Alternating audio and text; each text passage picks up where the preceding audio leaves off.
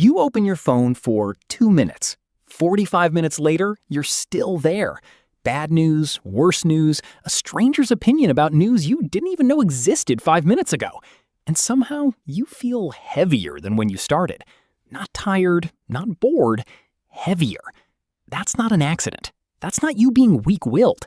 There's a name for what's happening in your brain right now, and once you see it, you can't unsee it. Here's the part nobody tells you. Doom scrolling isn't a bad habit you picked up. It's a trap your brain was built to fall into. Let's get into it. It usually starts small. You check the news, or Twitter, or whatever app you scrolled to at 11:47 p.m. when you should have been asleep. And your brain does this thing. It treats bad news like danger, real danger, the kind your ancestors needed to survive. Psychologists call it negativity bias. Basically, it means your brain is wired to pay more attention to threats than to good news, because missing a threat used to get you killed. Problem is, your brain can't tell the difference between there's a tiger nearby and there's a scary headline nearby. Same alarm, same alertness, same inability to look away. So you keep scrolling.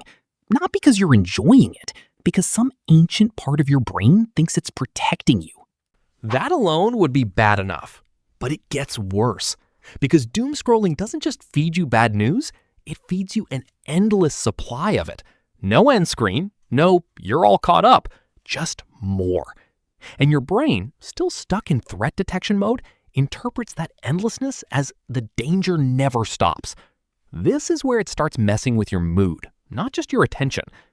Researchers have linked heavy doom scrolling to increases in anxiety and a sense of helplessness because you're absorbing crisis after crisis with zero space to process any of it. Your brain doesn't get a moment to go, okay, that's resolved. It just stacks, layer after layer, headline after headline, and your nervous system doesn't know the difference between this happened across the world and this is happening to me right now. Here's the part that really gets me, though. You know it's making you feel worse. You've felt it before. That flat, drained, slightly anxious feeling after a scroll session, and yet tomorrow night, you'll probably do it again. Why? Because doom scrolling isn't really about the content, it's about uncertainty. Psychologists call this intolerance of uncertainty. Basically, it means your brain hates not knowing something so much, it'll keep searching for information even when that information hurts, just to feel like it has some control. So when something scary or uncertain is happening in the world, your brain doesn't say stop scrolling, this is hurting you. It says keep scrolling. Maybe the next post will finally tell you it's going to be okay. It never does, but your brain keeps checking anyway.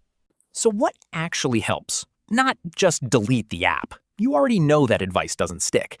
What actually helps is interrupting the loop, not the behavior. First, name it when it's happening. Literally think, this is doom scrolling, mid-scroll.